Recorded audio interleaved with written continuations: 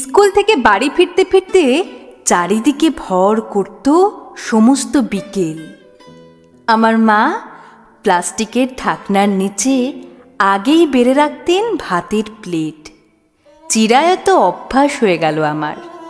চাইতাম প্রতিদিনই রেডি থাকবে সব, এমনই ঘটত অহরহ। অথচ একদিন মাকে পেলাম না। টেবিলে ভাত আর মাংসের বাটি রাখা। মাকে খুঁজে খুঁজে আমার মেজাজ বেজায় করো।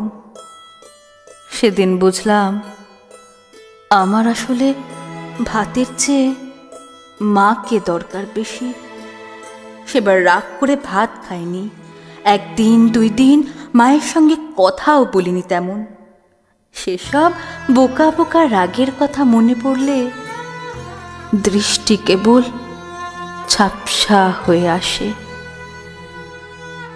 এখন বড় হয়েছি।